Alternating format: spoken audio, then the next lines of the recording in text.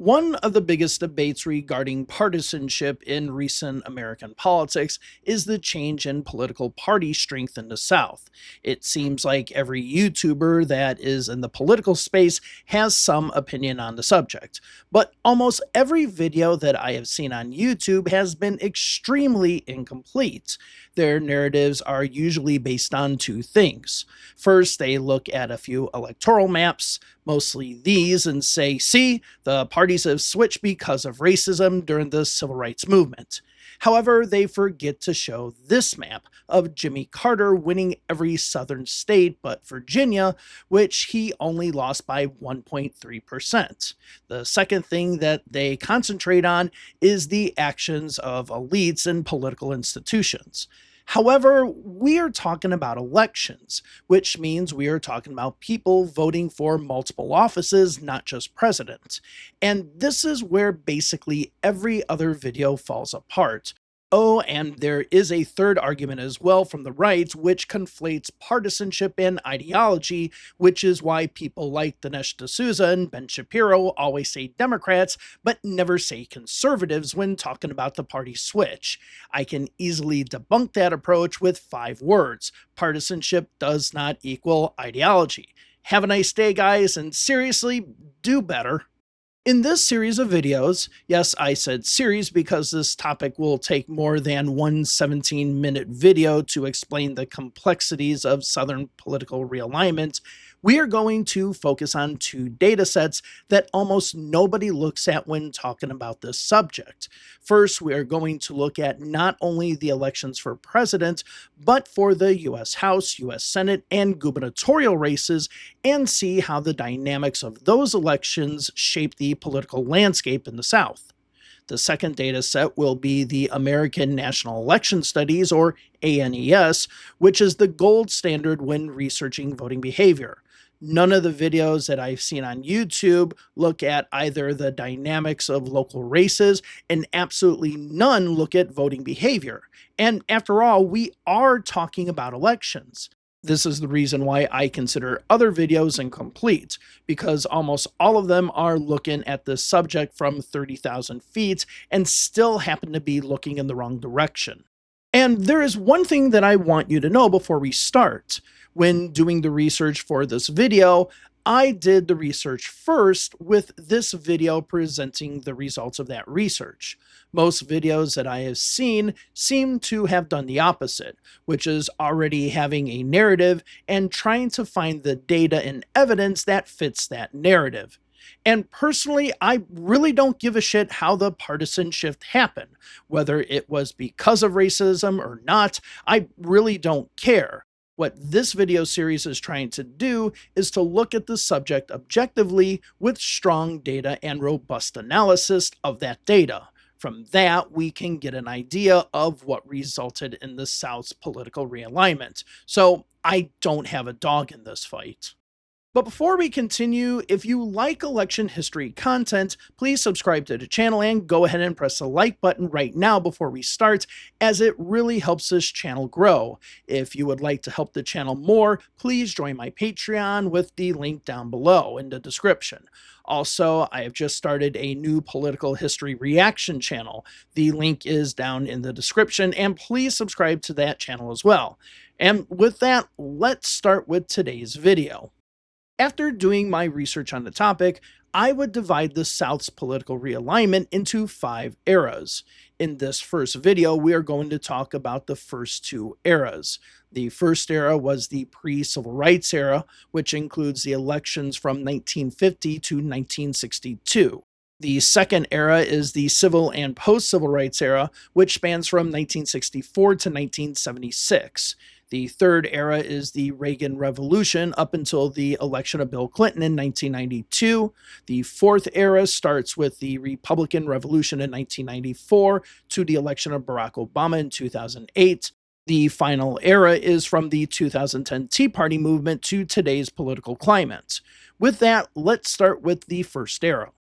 The first year that we are going to start with is 1950, with all but 2 congressional districts being held by the Democrats in the former Confederacy. But let's look at these Republican districts, which were in the Tennessee 1st and 2nd districts. During the Civil War, those who lived in Appalachia tended to be pro Union.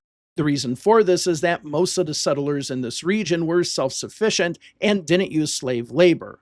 Therefore, they weren't really keen on fighting a war that they saw as simply keeping slave owners in power. While this political sentiment was prevalent in the Appalachian region of Tennessee, Virginia, and North Carolina, we also see pro Union pockets in Arkansas and the Ozark Mountains and other places scattered throughout the South where landowners didn't own slaves. These places were very white and eventually became more sympathetic to the Republican Party. Even though the Democrats would reestablish their foothold in the other Union sympathetic regions of the South, they were never really successful in most of the Appalachian region. In the 161 years since the end of the Civil War, a Democrat has only represented Tennessee's 1st congressional district for 4 years, with the last term being served by Robert L. Taylor in 1881. So many of these early gains by Republicans are in regions where there were pro Union sympathies. In 1952, the year that the Republicans took back the House of Representatives, there were 4 gains for the Republicans in the South. 3 of those gains were in the Appalachia region of Virginia and North Carolina. But the one non Appalachian win was in the suburbs of Washington, D.C., in a newly created congressional district that saw Joel Broyhill elected. Broyhill was only 33 years old at the time of the election, serving in the U.S. Army in World War II, and was a prisoner of war captured during the Battle of the Bulge. A record like that helped since General Dwight D. Eisenhower was heading the presidential ticket. However, he was a Republican before he was elected to Congress. When he returned to Virginia after the war, he became a member of the Arlington County Chamber of Commerce, eventually being the chair of that body. And that is a common thread that you will see with many Republicans elected in the 1950s and 1960s, is that they have a business background and were likely to be connected to associations like their local Chamber of Commerce. And during the time of the Second Red Scare, many within small business communities supported Joseph McCarthy's attempts to, as he would call it, eradicate communism from the United States. Political scientist Martin Troe in 1954 found that small business owners were much more likely to support McCarthyism than either manual labor or salaried positions.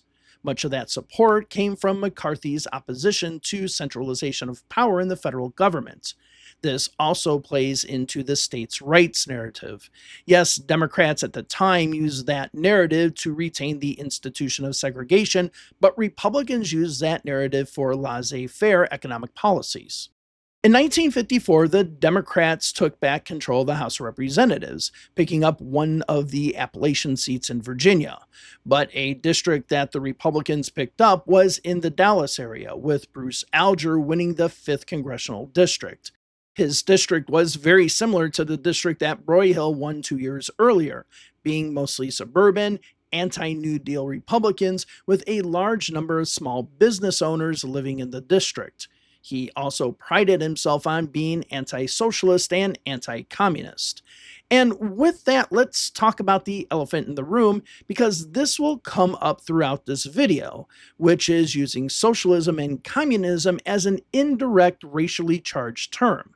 Now, I have resources listed in the works cited for this video, so you can check those out. But many scholars argue that the terms socialism and communism were broad terms not only to talk about centralized government, but that the benefits of government would go to those who, well, weren't white. This is one of the reasons that many Southerners, both Democrats and Republicans, oppose Lyndon Johnson's Great Society. Even though those programs helped whites, they also helped everyone else, and that wasn't acceptable. Essentially, the scholarship states that the term communism was connected to welfare and crime were connected to blacks and immigrants. In later years, the dog whistles would become less coded, and in many cases, not even coded at all. But yes, you hear a lot about politicians being anti-socialist or anti-communist, which actually muddies up the waters because there were anti-communists who were not using the term as a dog whistle. At this point, the connection to Republicans winning because of race, or even social issues in general, is basically non existent. But there was one election in 1954 that was extremely consequential when it comes to the rise of the Republican Party in the South, and that is the election of Bill Kramer to Congress in Pinellas County, Florida. During World War II, many recruits did their basic training in Florida, with many staying in now deserted hotel rooms as the war had a devastating impact on tourism. However, this new military infrastructure brought in tax dollars that helped develop the region, especially bridges and causeways connecting Pinellas County to Tampa, giving easier access to the rest of Florida. After the war, the population in Pinellas grew, with a 73% increase between 1940 and 1950, and then increasing by 135% between 1950 and 1960. Those moving to the region were a mixture of military personnel, veterans from World War II, senior citizens who took advantage of the warm weather and air conditioning, and small businessmen and businesswomen from the Northeast and Midwest who saw business opportunities in the rapidly growing region. Of course, we already talked about small business owners, but the others coming to Pinellas County from the north were usually Republicans in families that had been Republicans for generations. With that, let's go back to Bill Kramer.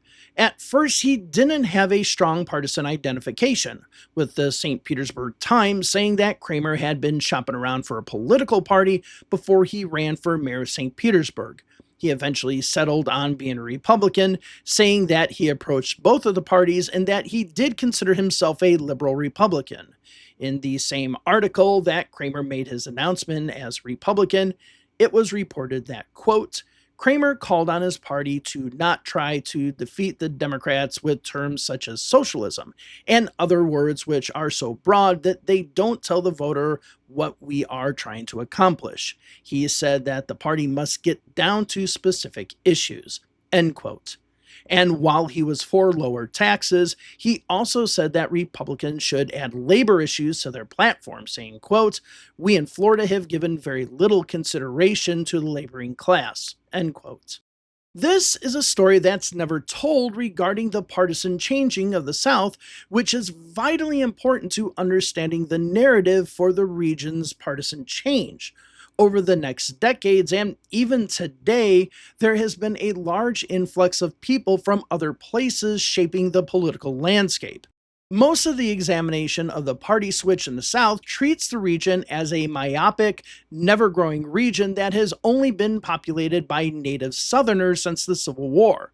Kramer's election in 1954 showed that wasn't the case, with one of the first Republicans elected from the South considering himself a liberal. However, he really was more of a moderate. Another thing that needs to be noted as well regarding Southern politics in the 1950s is that many former servicemen, particularly those who participated in World War II and the recently ended Korean War, were more likely to gravitate toward the Republican Party of General Dwight D. Eisenhower than they were the Democrats. Many future elected Republicans had no connections to the Southern Democratic machine before or after their return from service. In fact, many took advantage of their GI Bill benefits to go to college and then work in the private sector. This is why we see so many Southern Republicans in the 1950s having a business background when they entered politics and not a political one. But there are three major events that would happen in the coming years. First was the Brown v. Board of Education decision, which ruled that segregation in public schools violated the Equal Protection Clause of the 14th Amendment to the Constitution. This resulted in the Southern Manifesto, a document that was opposed to the integration of public schools. Both Republicans from Virginia, as well as Republican Charles Jonas from North Carolina, and Bill Kramer from Florida signed the document. Three Republicans didn't sign it, which were the two Tennessee Republicans from Appalachia and Bruce Alger from Texas. Two Democrats who refused to sign it, R. Thurman Chatham and Charles B. Dean, lost their primaries for re-election, with Dean saying, quote, "I don't have to remain in Washington, but I do have to live with myself. I shall not sign my name to any document which will make any man anywhere a second-class citizen," end quote. The third event was the use of the 101st Airborne to integrate Little Rock Central High School in 1957. Over the next three election cycles, 1956, 1958, and 1960, there were no changes to the political composition in the House. Interestingly, when we look at the 1960 presidential election, we see that John F. Kennedy, a Catholic, did quite well in the predominantly Protestant South. In the state of Florida, Nixon had only won by 3%, but he won 63.7% in Pinellas County, 58.8% in Broward, 60.3% in Palm Beach, and 71% in Orange County.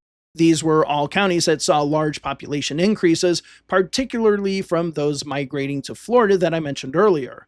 Had Florida not seen this population increase, Kennedy would have won Florida easily.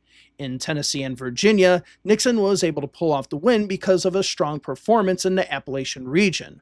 Yes, there were issues in both Mississippi and Alabama with unpledged electors, which voted for segregationist Democrat Harry Byrd of Virginia, but that effort was mostly to try to reject the 269 electoral votes needed for any candidates, so that they could be the kingmakers in the Electoral College. Of course, that wasn't needed because Kennedy won enough electoral votes to be elected president. One state that showed that segregation was a strong issue was Alabama, particularly the Democratic primary for governor in 1958. Attorney General John Patterson was a strong segregationist. His closest opponent was Judge George Wallace, who had support from black and progressive organizations across the state and was considered much more moderate. I talk more about this race in my video about Alabama politics. Anyway, the moderate Wallace lost the race to the conservative Patterson, showing the issue of race still mattered.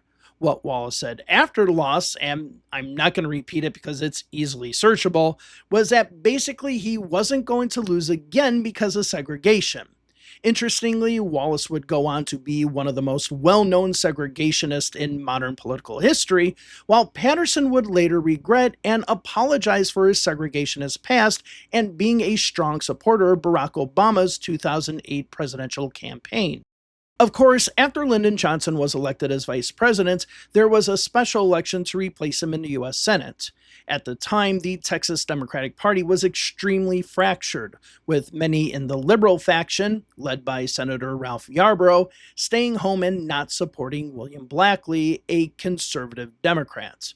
John Tower, the Republican nominee, was able to keep the Republican vote unified, which was a growing group in and around the Dallas-Fort Worth Metroplex and the Houston area. Tower would go on to defeat Blackley by just a little over 1%. He would be one of the most conservative members of the Senate, voting against every Civil and Voting Rights Act legislation during his time. Essentially, he really wasn't different than the traditional Southern Democrats of the time. Even with the civil rights issues starting to take shape, which saw splits in both parties, the electoral playing field in the South essentially remained the same. Republicans were making inroads in suburbs, places where Northern Republicans migrated, and Appalachia. In 1962, the Republicans would pick up 4 seats in the South. One was a new congressional district in Appalachia, one was a new Florida district filled with newly arriving Northerners, and one was in Charlotte, North Carolina, with middle-class business owners switching over to the Republicans, and one was in Western Texas, with Republican Ed Foreman winning, but only because incumbent Democrat J.T. Rutherford was mired in scandal. But there were some changes starting to take place in the Democratic Party. Former U.S. Senator from Florida, Claude Pepper, a strong liberal who had lost his re-election bid for the U.S. Senate in 1950, yes, that is a video I am working on, was elected again to Congress in a liberal-leaning seat in the Miami area. He was elected as a liberal when he first was elected to the U.S. Senate in 1936, mostly because of his support for FDR's New Deal. Another liberal to win, but this time statewide, was Carl Sanders in Georgia for governor. In this election, the Republicans didn't run anyone for the position, which pitted Sanders against former Governor Marvin Griffin, a staunch segregationist and conservative. Because the Republicans didn't run anyone and the primaries are open in Georgia, Sanders was able to win simply by running up the margins in Atlanta. Sanders would beat Griffin by 19%, ushering in the first true liberal Democratic governor of the South. So, with that, we've come to the end of our first era, which essentially remained unchanged. Appalachia continued to be Republican, new migrants from the North brought their Republican voting habits with them, and middle to upper middle class business owners started shifting over to the Republican Party, as they saw the Democratic Party as one of government overreach. It's in our next era that we start seeing real changes in the South. Now, I don't want to get deep into it because most of you watching this video probably already know the series of events that led to the 1964 election.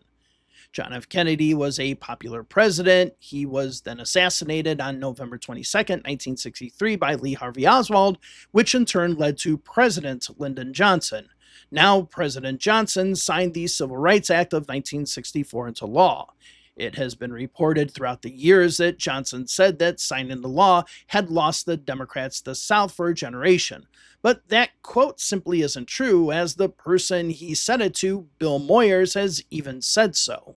Now, almost the entire argument of those who want to say that the South became more Republican because of the issue of race try to link the presidential election results from 1964 to the passage of the Civil Rights Act of 1964. They want to use this map to explain everything. But let's put this presidential election into perspective. First, Lyndon Johnson actually won a majority of states that made up the former Confederacy. In those states, Johnson outperformed Kennedy by 6% in Arkansas, 2.5% in Florida, by 5% in North Carolina, by 10% in Tennessee, by 12.5% in Texas, and by 6.5% in Virginia. In Alabama, Johnson wasn't even on the ballot. In the other 4 states that Johnson was on the ballot, he underperformed Kennedy by 16% in Georgia, by 10% in South Carolina, and by a whopping 23% in Mississippi. Remember, unpledged electors won Mississippi in 1960. In Louisiana, Kennedy outperformed Johnson by 7%. However, Kennedy performing well in the highly Catholic state in 1960 might be the contributing factor to Kennedy winning. So if we look at aggregate state-level data and the percentage differences between 1960 and 1964, we do see that race might have had an impact, but the impact varied by state. Luckily for us, we have our first ANES study where we can really do some statistical analysis. One of the variables that we can look at is vote choice, either for Johnson or Goldwater, and then look at the feeling thermometers provided, which ask respondents on a scale of 0 to 100 how they feel about something, with 100 being the most positive. We can also just look at voters who voted in the South. With this, we can do a logistic regression of a number of variables to see voters' certain feeling toward groups of people, organizations, and issues. The results of the regression are in the description of this video. It is in these results that we can start to see the divide, particularly when it comes to race. When asked about race, for every 10-point increase in feeling towards blacks, the odds of a person voting for Johnson were 45% higher. Using the same measurement, the odds were 29% higher for labor unions, 48% higher for black Muslims, and 52% higher for liberals. When it came to feelings towards whites, the odds were 42% higher for voting for Goldwater for every 10-point increase, and 87% higher when it came toward feelings towards conservatives. When it came to partisanship, for every 10-point increase in feeling towards Democrats, the odds of voting for Johnson increased 141%, whereas the odds for voting for Goldwater regarding feelings towards Republicans was 84% higher. It is hard to determine a voter's most important issue, considering some issues can be conflated, like abortion having both pro choice and pro life respondents. However, the ANES does ask white respondents if they support or oppose federal involvement in school integration. When asked that question using logistic regression again, but not with a feeling thermometer, but a multi response question, the white respondents who said that Washington should stay out of integrating schools were 528% more likely to vote for Goldwater, with that being statistically significant. When asked about whether Washington should ensure fair treatment of blacks and jobs, of those who were opposed, the odds of them voting for Goldwater were 575% more likely. And if we put this into a larger perspective, 42% of respondents oppose federal government involvement regarding integration of schools, while only 10% supported it. Regarding federal involvement in civil rights enforcement and employment, 46% of respondents opposed it, while only 11% supported it. When it comes to political science, in many cases, it's impossible to say that A equals B unless we ask those specific questions. However, we can infer to what that reality might be based on sound data and robust testing of that data. This approach gives us a better idea of what the reality of the situation is. And if we look at the 1964 election, those who had higher opinions of whites, conservatives, and not allowing the federal government to be involved with integration of schools or enforcement of civil rights employment protection, the odds of those respondents voting for Goldwater were overwhelming. But there were two other logistic tests for feeling thermometers that I didn't add, those regarding the Ku Klux Klan and the John Birch Society. For every 10-point increase in favorability for the KKK, the odds of voting for Goldwater increased by 21.8%. As for the John Birch Society, those odds increased by 34.4%. Therefore, the attitudinal evidence provided by the ANES pretty much points in one direction. While not all Southern Goldwater voters might have been racist, this analysis very much shows that almost all Southern racists were Goldwater voters. And with the logistic regression model odds strong regarding the relationship between Goldwater and voter feelings towards whites and blacks, I'll just let you make your own conclusions from that, though it should be pretty obvious. Even with those results, it should be noted that this only reflects on vote choice at the presidential level. When it came to congressional as well as statewide offices for governor and U.S. Senate, the Democratic candidate still won. But when it came to congressional races, the Republicans picked up 7 more seats. While they would lose 2 of their seats in Texas, they would pick up 5 seats in Alabama, 1 seat in Georgia, and 1 seat in Mississippi. Most of the Republicans that won came from either a business or legal background. And while they didn't campaign on the issue of race, they did talk about federal government overreach and what they said was a state issue. For example, Jack Edwards, one of the Republicans that would win and have a long career in Congress, had this in his platform. Quote, "I believe we here in Alabama know how best to educate our children. I will fight for local and state financing, administration, and control of our public schools." End quote. This was markedly different from the Democrats, who were still campaigning on keeping the institution of segregation. However, some Republicans did focus more on race, like Prentice Walker, who would eventually lose 2 years later in a run for the U.S. Senate. Other Republicans running were former Democrats, but simply switched over to the Republican side because it would be easier for them to challenge a Democrat as a Republican instead of running in a Democratic primary against an incumbent. One of those elected, William Dickinson, who had been a Democrat the year before, even said, quote, "People in Alabama will vote not so much for Goldwater as against Johnson. Many will vote straight Republican because they don't want to have anything to do with anyone connected to the Democratic administration." I talked about this more in my video about Alabama. Of those 5 that were elected in Alabama, 2 of them would lose 2 years later. Those who survived, Jack Edwards, William Dickinson, and John Buchanan would go on to have long congressional careers and be reliable conservatives. Well, except for Buchanan. While Buchanan did have a conservative voting record when it came to foreign and fiscal policy, he became much more liberal in the late 1970s on race, which eventually led to a primary challenge in 1982, which resulted in him losing re-election. Years later, his daughter said that he became a Democrat yet again after leaving Congress. And let's come back to the issue of race and look particularly at the platforms regarding segregation for the Mississippi Democratic Party and the Mississippi Republican Party in 1964. This information comes from the U.S. Commission on Civil Rights report from 1968 and is linked down in the reference PDF file. First, let's start with the Democrats. Here is what their platform said in 1964. We believe in separation of the races in all phases of our society. It is our belief that the separation of the races is necessary for the peace and tranquility of all people of Mississippi and the continuing good relationship which has existed over the years. Now, let's look at the Republicans. We feel that in the field of racial relations that Mississippi has its own distinct problem that can be best handled at the state level without outside interference.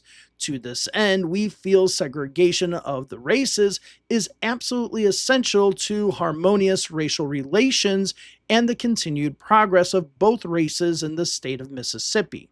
Both of these platforms say the same thing, but there is a difference in the way it is said.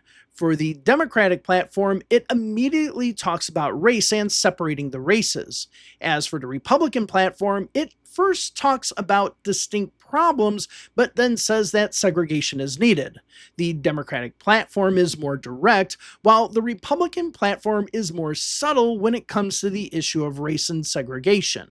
The time between 1962 and 1966 was tense in the South, with attacks on the Freedom Riders and the murder of James Chaney, Andrew Goodman, and Michael Schwerner near Philadelphia, Mississippi, as they were registering black voters.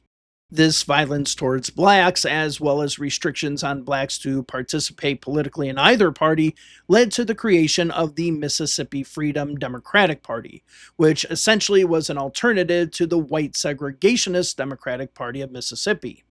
The Freedom Democrats even tried to have their own delegation sat at the 1964 Democratic National Convention. But when a compromise fell way short of what the Freedom Democrats were looking for, they walked out of the convention. So yes, even though there was tension between blacks and the Southern Democratic parties, there were also tensions with the National Democratic Party. 1966 is an important year to understand regarding the shifting of Southern politics. The thing that is most notable is the Voting Rights Act of 1965 was passed and signed into law, seemingly removing most of the barriers regarding voting and holding offices for blacks. However, it wasn't as easy as simply snapping one's fingers and all the problems were fixed. In a report by the U.S. Commission on Civil Rights in 1968, with the link down in the resource page below, and I already mentioned it earlier, it found that while black voters were indeed allowed to vote, economic and physical intimidation was still a practice to make sure that their participation was decreased.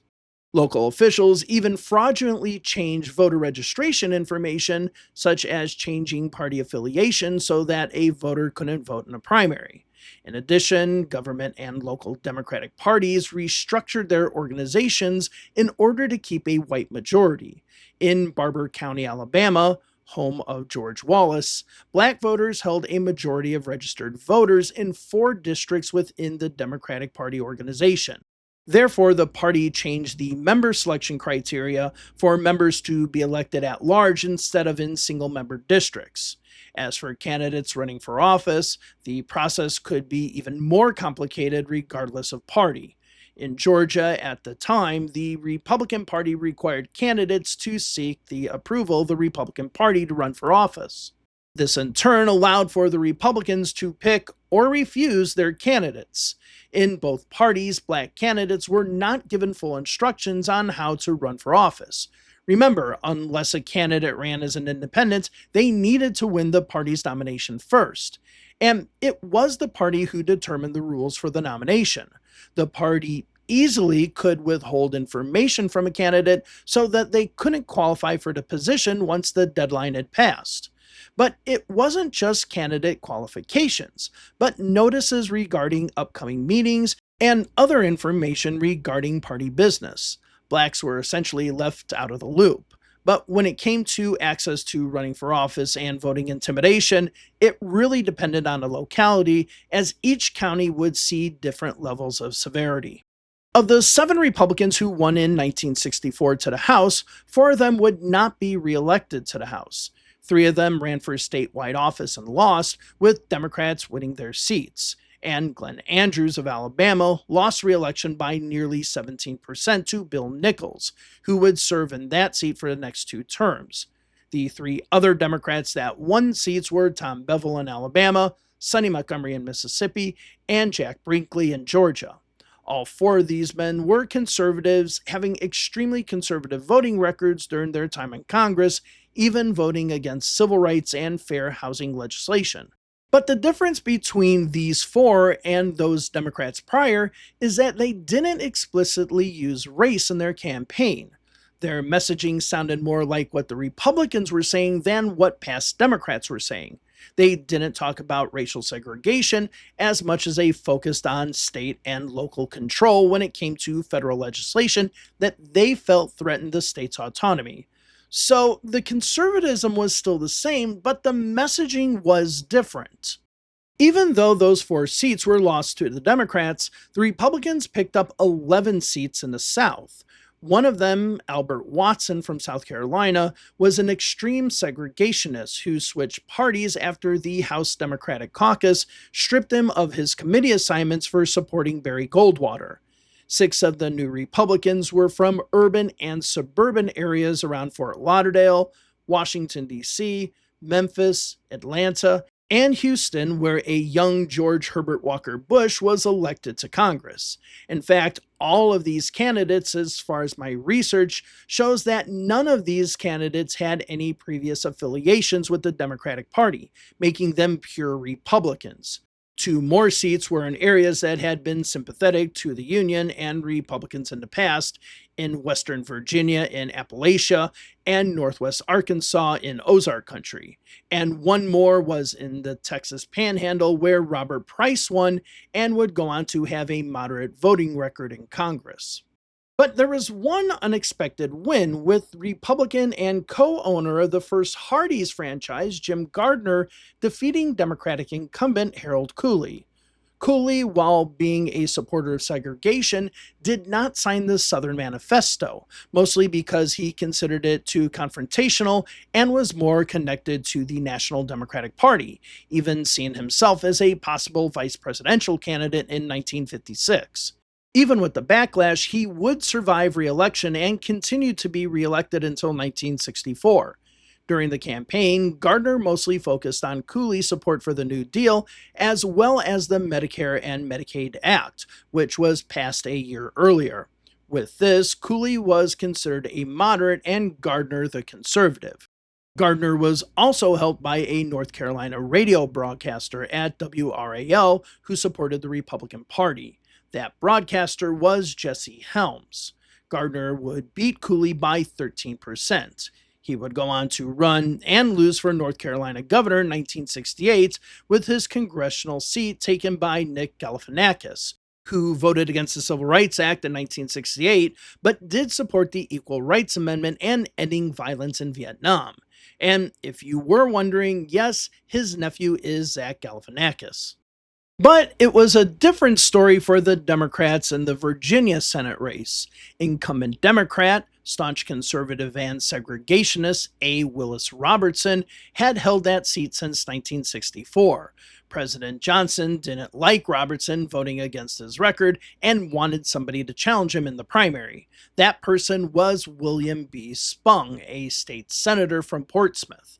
With newly enfranchised black voters voting, as well as those who identified as Republicans voting in the open Democratic primary, Spong won by 611 votes. He would easily win the general election, becoming one of the most liberal Democrats in the South in the US Senate. But the Republicans would pick up 2 seats. The first one was due to a party switch by Strom Thurmond, who is a very staunch segregationist, mostly known for his formerly record setting filibuster against the Civil Rights Act of 1957, as well as running as the Dixiecrat candidate in 1948. On the flip side of that was Howard Baker, an Appalachian Republican from Tennessee who never had to use the race issue to win an election. His strength in the eastern part of Tennessee led to his victory.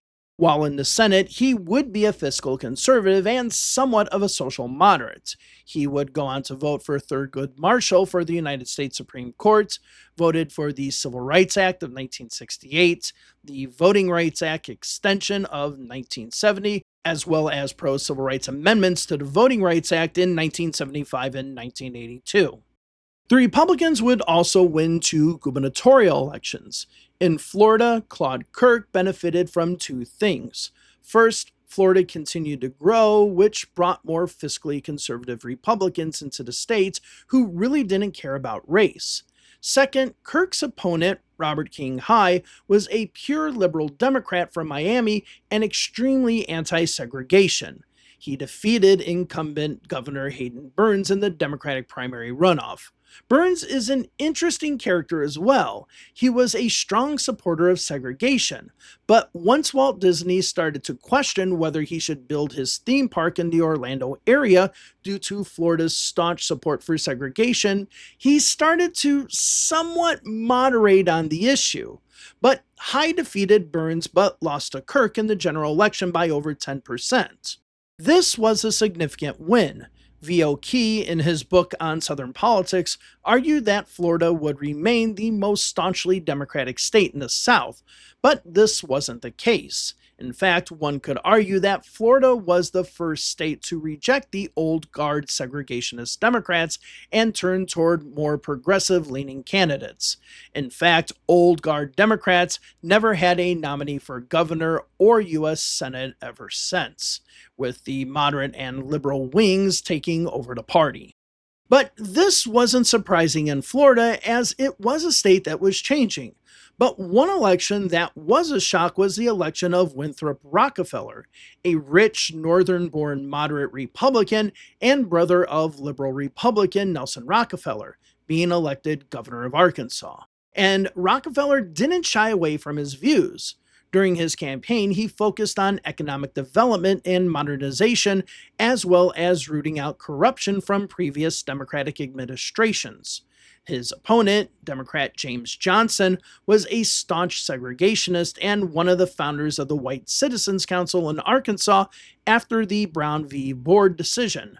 Rockefeller campaigned on building Arkansas, while Johnson continued to campaign on the race issue. Rockefeller won by nearly 10%. The 1966 election is extremely telling when we talk about the partisan shifts in the South. In both parties, you can see that there is a lack of a unifying ideology.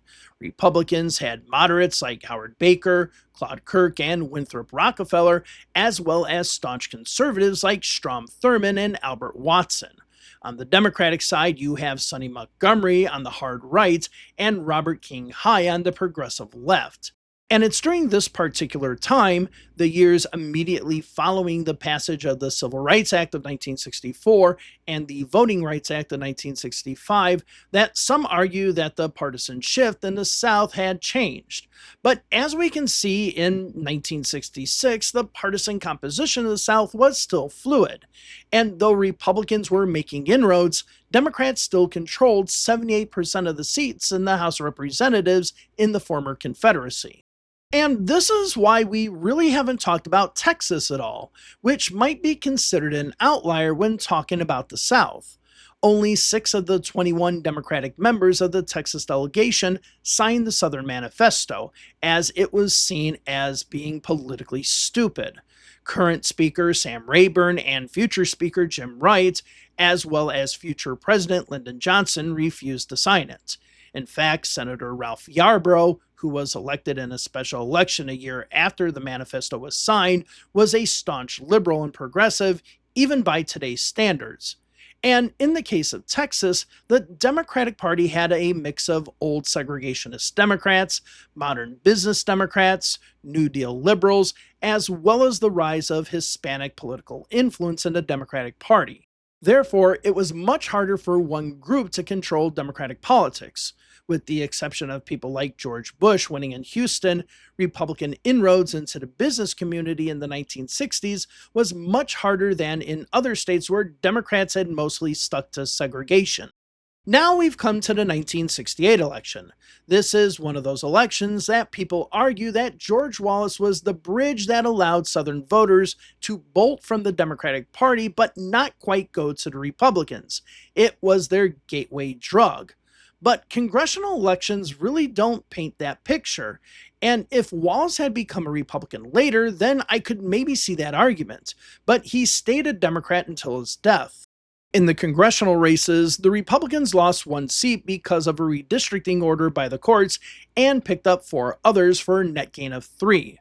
Two of those seats were in suburban Dallas and Norfolk, Virginia, which had a large military contingency in a district that tended to vote Republican ever since Eisenhower was elected president.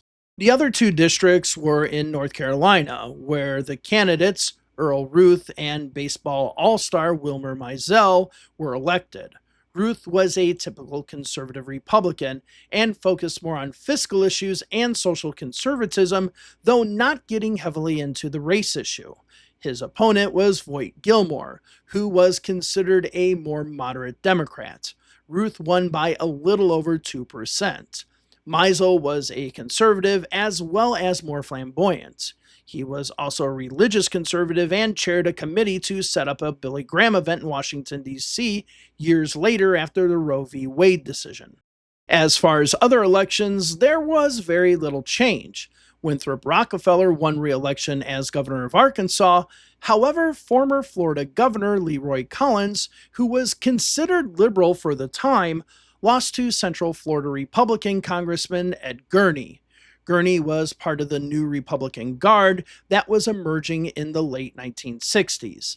After Goldwater's defeat in 1964, nobody from the South led the movement to continue with Goldwater's legacy and policies. That responsibility fell on the shoulders of California Governor Ronald Reagan, who Gurney supported for the Republican nomination in 1968. But as with Claude Pepper in 1950 and Robert King High in 1966, the Republicans painted Collins as an out-of-touch liberal. So yes, the Democratic candidates in Florida were becoming more liberal, but it was costing them at the ballot box, now losing 2 major statewide elections in a row. Even though there wasn't much happening in regards to results, what were the voters thinking? Let's go back to the ANES data, this time for 1968. When looking at respondents who were voters in the South, we are now starting to see a strong relationship between racial feelings and feelings toward political parties. When conducting linear regression models, we see that an increase in feelings towards blacks was the strongest indicator of someone having increased feelings for Democrats. In fact, feelings towards blacks was the top indicator for Democratic vote choice in the South, even more than liberals, labor unions, or Vietnam War protesters. As for Republicans, feeling towards whites was almost exactly as strong of an indicator as was feeling towards blacks for the Democrats. However, the strongest indicator of vote choice for Republicans were feelings towards conservatives. The results indicate that race was a powerful indicator for both parties.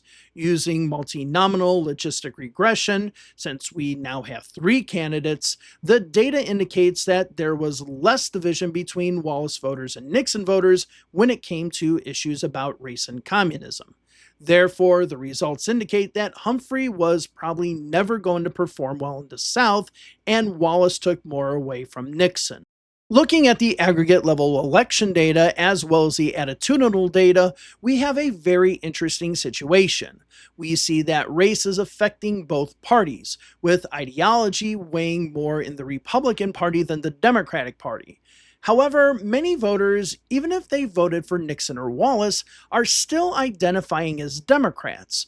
But looking at the aggregate level election results, we didn't see the Republicans gain much. This data would indicate that in 1968, many voters still saw themselves locally as Democrats and separated themselves from the National Democratic Party. They are conservative and have warmer feelings towards the National Republican Party, but aren't quite ready to take the plunge when it comes to turning their allegiance over to the other side. Now, there is one thing that was a big event in 1968, and that was the Democratic National Convention. There was a split in the Georgia delegation similar to what we saw in 1964 with Mississippi. However, I'm not going to get into that as it is more about internal party politics, and I'm mostly trying to focus on actual elections. Though I highly recommend digging deep into that. It's an interesting story. The House elections in 1970 weren't that impressive for the Republicans, only picking up one seat in Virginia, and that was the only Democratic held seat in Appalachian, again, a warmer place for Republican candidates. But since the Voting Rights Act was passed in 1965, we start seeing a change in some Southern Democrats.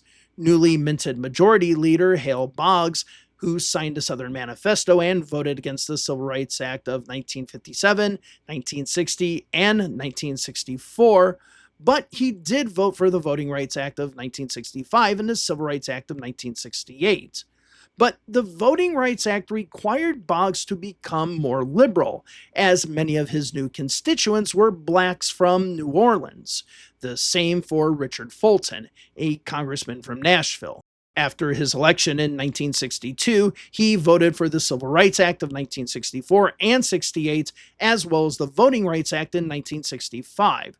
So by 1970, we start seeing House Democrats in the South become a little more liberal. When it came to the U.S. Senate, we see the Democratic candidates for the U.S. Senate being much more moderate and liberal compared to previous elections. Sometimes this helped Democrats and sometimes it hurt.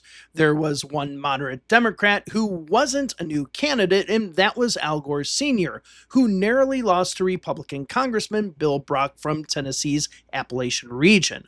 Gore didn't sign the Southern Manifesto and also voted for the Voting Rights Act of 1965, though he voted against the Civil Rights Act of 1964.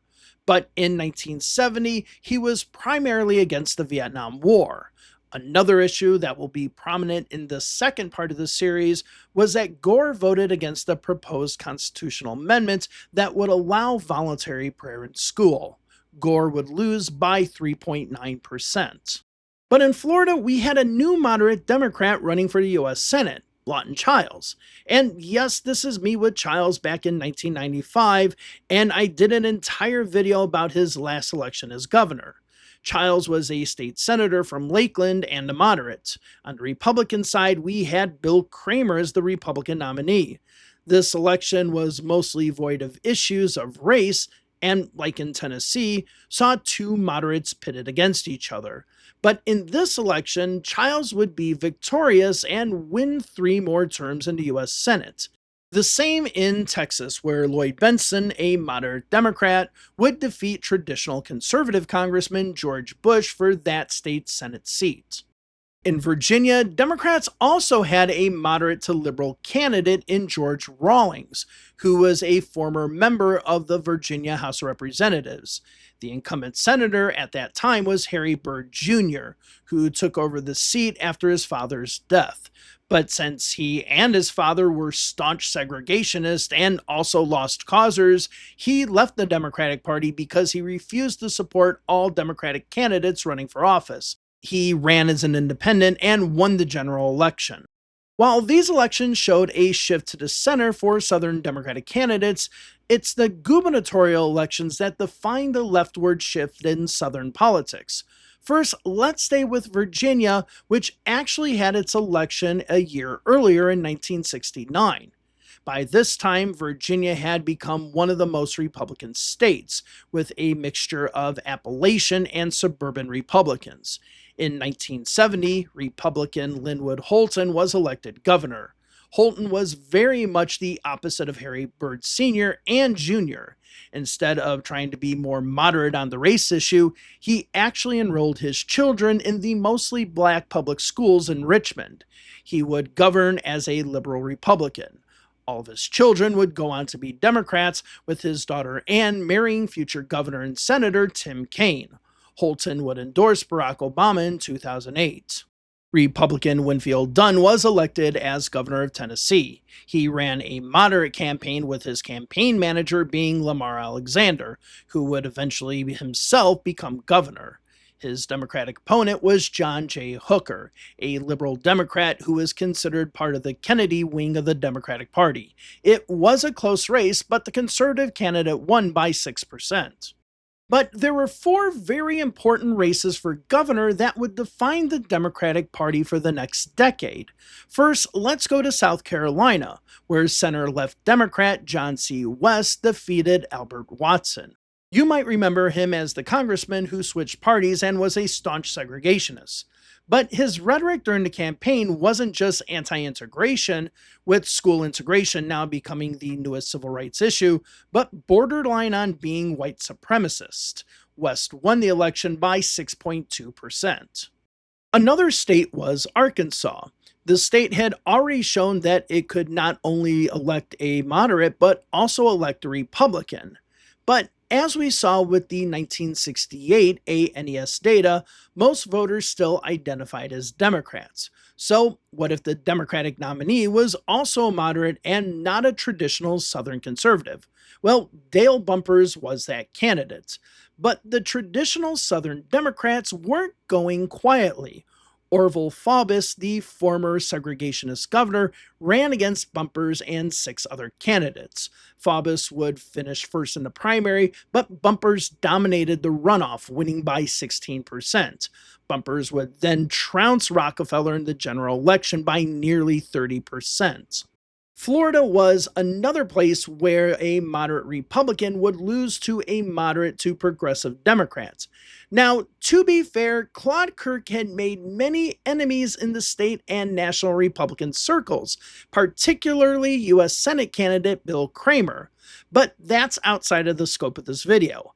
On the Democratic side, conservative Attorney General Earl Faircloth was defeated by progressive candidate State Senator Reuben Askew. And while the public spat between Kramer and Kirk continued during the general election period, both Childs and Askew campaigned on moving Florida forward. Askew defeated Kirk by nearly 14%. And finally, we come to Georgia and the election of another state senator as governor, Jimmy Carter. However, this story is a little more interesting. In the Democratic primary, Carter was the moderate to conservative candidate. He ran against former Governor Carl Sanders. You might remember him from the 1962 election, where he defeated staunch segregationist Marvin Griffin in the Democratic primary with a strong showing in Atlanta.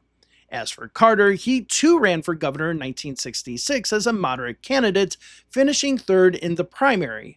And while not nearly using the same words as George Wallace did after losing to John Patterson in 1958, Carter realized that having the pro-segregationists on his side, he could defeat Sanders in the Democratic primary. Carter cozied up to George Wallace and current Georgia Governor Lester Maddox, who I would argue was more pro-segregation than Wallace and a white supremacist. Not only did Carter reach out to organizations like the White Citizens Council, but his campaign also attacked Sanders for being too closely connected to liberals and blacks. Carter's and Sanders would make it to the Democratic runoff, with Carter winning by nearly 20%. Afterwards, Carter won the general, but at his inauguration, he said the time for racial segregation was over. Basically, Carter admitted that he solely used the segregation issue to become governor. Even fellow state senator Leroy Johnson, who was black, said that Carter had to do what he could to win, and that it was hard to win Georgia without being a racist. Even though Carter expressed regret for the attacks on Sanders, Sanders never forgave Carter.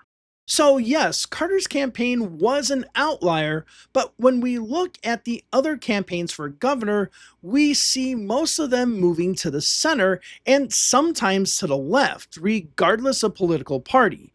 This showed that the South was moving, but Carter's election kind of showed that while the South was moving, it might not have been moving fast. Next, we have the 1972 election. This is the election that many people look at as confirmation for the partisan shift from the Democratic Party to the Republican Party, mostly using the Electoral College map from that election. And yes, Nixon easily won the election, and the Democratic candidate, George McGovern, was considered too liberal for many Southern voters, as well as voters in every other state except Massachusetts. But instead of starting with Congress, let's start with the gubernatorial races. In North Carolina, moderate Republican James Holzhauser defeated Skip Bowles by 2.5%. Bowles was considered a moderate to progressive, but splits in the Democratic Party led to many conservatives not voting in the general election. Holzhauser was able to perform well enough in the suburbs of Wake and Mecklenburg counties, as well as in Appalachia, to give him the win. Still, moderate Dale Bumpers won re-election in Arkansas, while conservative Democrat Preston Smith won in Texas. In the U.S. Senate, the Republicans would pick up two seats. The first was in Virginia, where liberal William Spong, no longer having the backing of the White House like he did in 1966, lost to Republican Congressman William L. Scott, considered one of the dumbest members of Congress, according to an article by Nina Totenberg, literally titled The 10 Dumbest Members of Congress. Also, he was extremely racist and anti Semitic. He said that post office zip codes were only created because black people couldn't read, but didn't use those exact words. Also, he would actively not hire anyone that was Jewish, saying that there were enough Jewish people working in Washington. The other seat that the Republicans picked up was North Carolina, with Republican radio guy Jesse Helms defeating Nick Galifianakis. Helms had no problem using quotes like, "White people, wake up before it's too late," something that would be used in the campaigns of George Wallace for governor, and somewhat the same thing with Bernard Epton for Chicago mayor, which you can learn more about in this video. Years later, conservative journalist David Broder wrote an article about Helms's racism in 2003. So, yes, he, as well as Scott, were considered extremely racist by many. In Congress, there was a bit of a mixed bag. The Republicans would pick up 8 seats, with the Democrats picking up one, excluding newly created districts. But this year was big for African Americans. First, Texas State Senator Barbara Jordan won in the newly created 18th Congressional District. But in Georgia's 5th Congressional District, which included Atlanta, civil rights activist Andrew Young won in an open seat against Republican Rodney Mims Cook, who was white but also very active in the civil rights movement. As far as the other Republicans, they ranged from conservatives to moderates and won based on suburban votes. However, there were two that didn't fit that bill. Thad Cochran in Mississippi's 4th Congressional District won in an open seat by 5%. In Mississippi's 5th Congressional District, Trent Lott also won in an open seat, but by 11%. Cochran had always been a Republican, but Lott was a Democrat until he ran in 1972. Lott received the endorsement of William Comer, the retiring Democratic congressman in the 5th. Lott, during his college years, was known as an opponent of civil rights. However, when he ran for Congress, this wasn't much of an issue. Though 1972 was a great election year for Republicans because of the popularity of Nixon, 1974 wasn't so much. The Watergate scandal hurt Republicans across the board, and the South was no exception. Though the Republicans did pick up 2 seats in the House, with conservatives Henson Moore winning in Louisiana and Richard Kelly elected in Florida, it was the Democrats who dominated House elections. Elliot Levitas, a liberal Great Society Democrat, defeated the last remaining Republican in Georgia, Benjamin Blackburn. Earl Booth and William Meisel, who were elected together in 1968 in North Carolina, lost to moderates Bill Hefner and Stephen Neal. Another liberal, South Carolinian John Jenrette, defeated Edward Lund Young, who only served 2 years in Congress.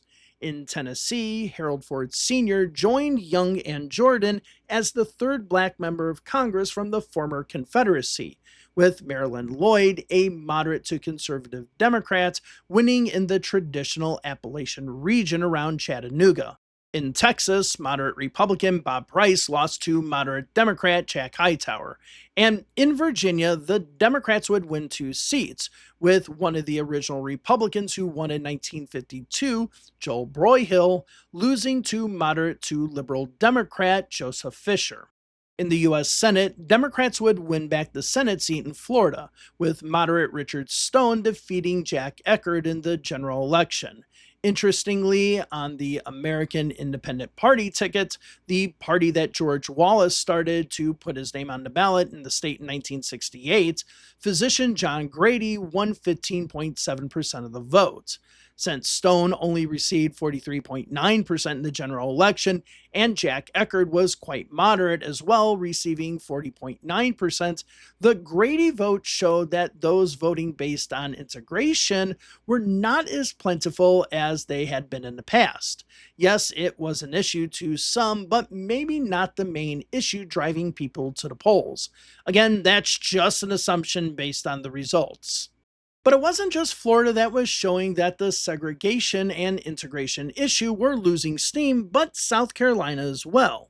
William Jennings Bryan Dorn, a Democratic congressman who was first elected in 1950, signed the Southern Manifesto and opposed all civil rights and voting rights acts while he was in Congress, decided to run for governor. That still wouldn't be enough to become governor, as conservative James Edwards would defeat Dorn by just over 3%. Interestingly, Dorn would become a little bit more liberal after leaving Congress, even supporting Harold Washington for mayor of Chicago in 1983 in one of the city's most racially charged elections in modern history.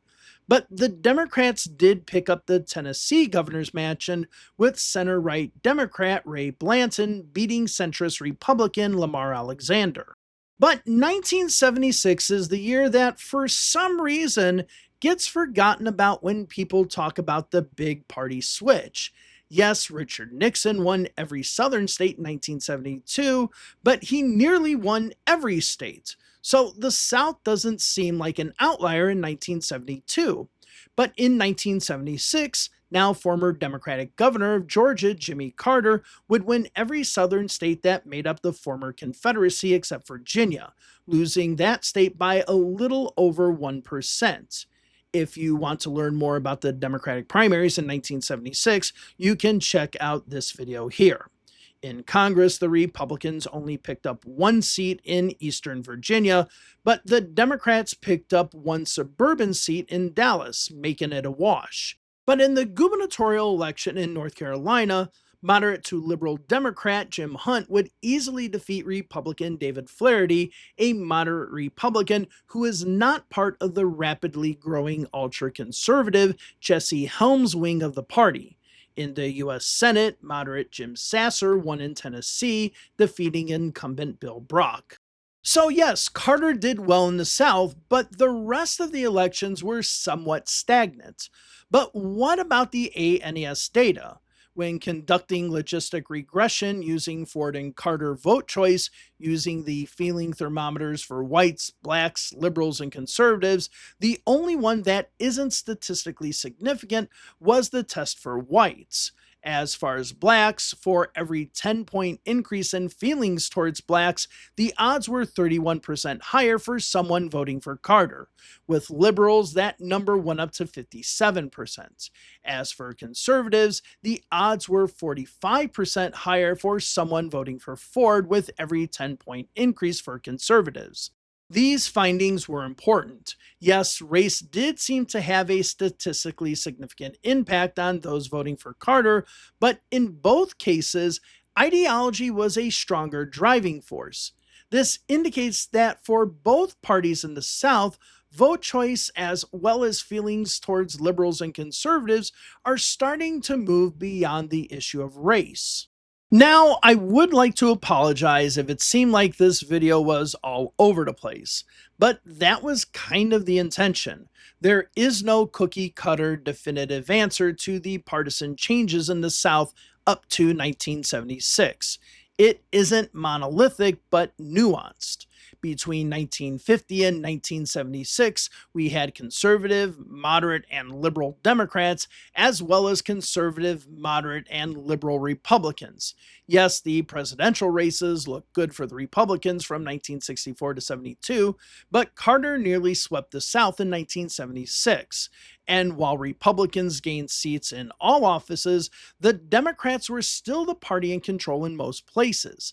After the 1976 election, the Democrats still controlled 75% of all congressional seats in the House of Representatives in the former Confederacy. So, up to this point, we really can't say that there is a major party shift happening in the South.